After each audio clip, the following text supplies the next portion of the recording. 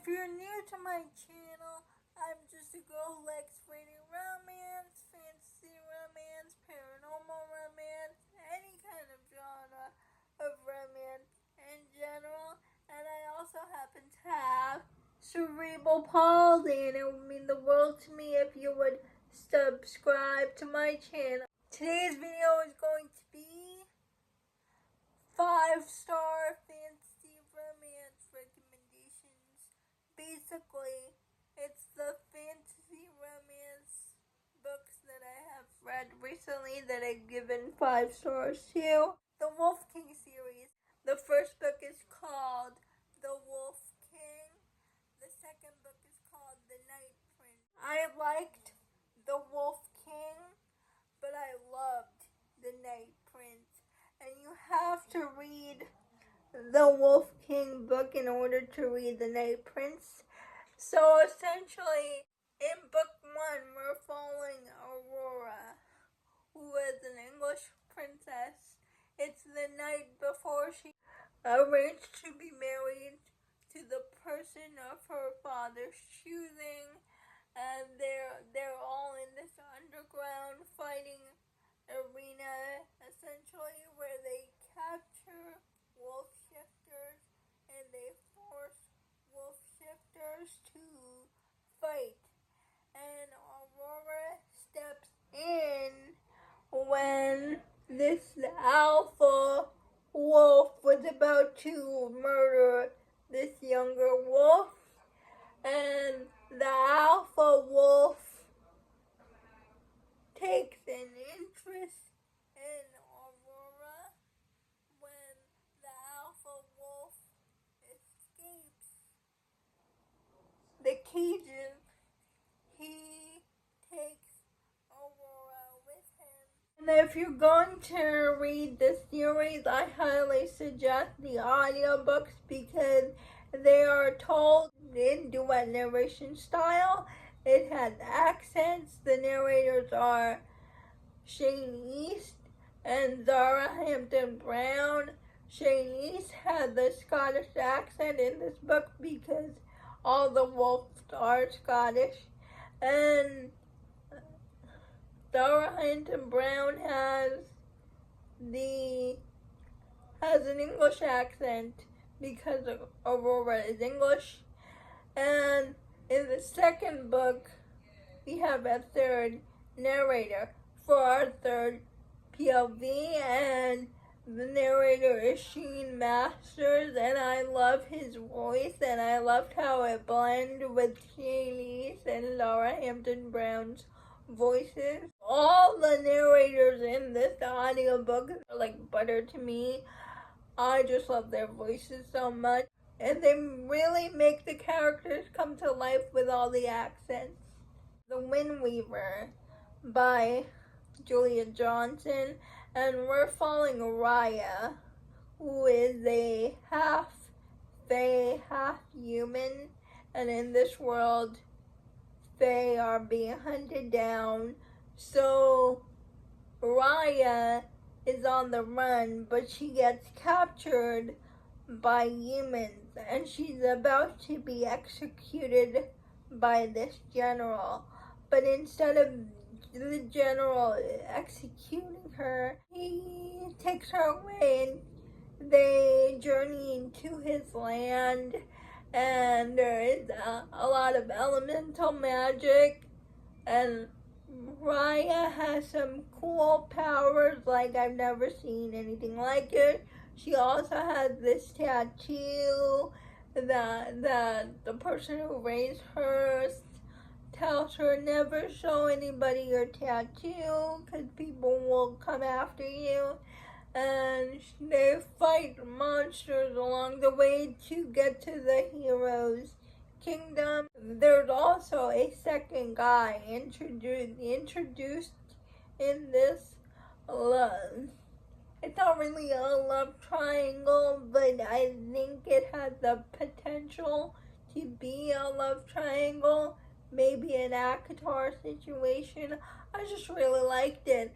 The elemental magic was cool, and Julie Johnson just announced the release date for the second book. The second book is called The Sea Splinter, and it's releasing on April 28th, 2026. I read The Wind Weaver because of Cassidy from Coverage with Cassidy.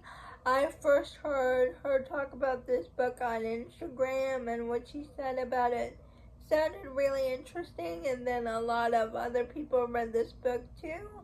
A Kingdom of Shadow and Ash.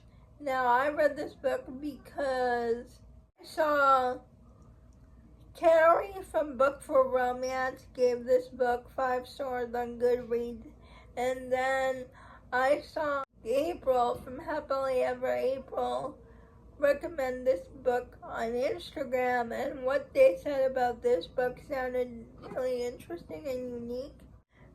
In this world, we're following the kingdoms. The kingdom used to be united, but something happens where the kingdoms are not united, and there are gods and curses and wyverns, and we're following the kingdom of darkness, and the king sets up an arranged marriage between one of his daughters, Mal, and the Fire Prince, to basically a treaty.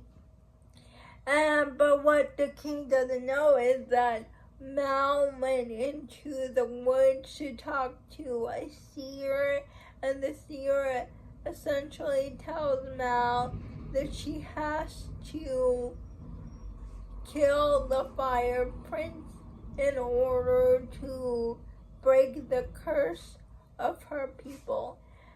And stuff happened after they got married, but that ending, I've never read an ending like that before. It was so twisty, and I loved it.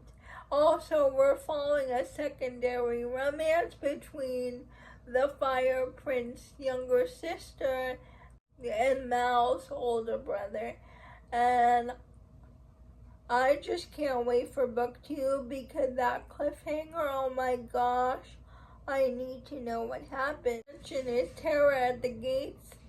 Now, I first saw this because my friend Tori read this book and really liked it, and ever since then, a lot of people started reading it. So I borrowed the audiobook from my library, and I bought the ebook. This world is really cool. Basically, we live in an urban fantasy setting where women have all the power, but they are not allowed to use that power unless their husband allows them to. And we're following Lilith, who is a thief, and one day she steals a dagger, and after she steals that dagger, everything goes haywire. There's a lot of twists and turns. I love the romance in here. The Zarif, who's completely in love with Lilith, but Lilith is completely oblivious. I love the religious commentary and how religion is basically used to oppress the women in the society. I loved the 5 families and the mafia vibe. There is character depth in here that I didn't expect, and that ending, the way it ended, oh my god, my mind is blown. I need book 2 in the series immediately. This is going to be one of my favorite books of the year. I love this book, and Zarif is an all-new book boyfriend for me. He is at the top of my book boyfriend list this year because his love for Lilith, oh my gosh, it was so swoon-worthy. those are all the fantasy romance that I've read recently. Those are all the fantasy romance that I've given 5 stars to. Please let me know if you have read any of these books. I would love to know. And what did you think about them? Please like, comment, and subscribe to my channel. Liking this video would help me out a lot. And I'll see you on Monday. Bye. Have a good weekend.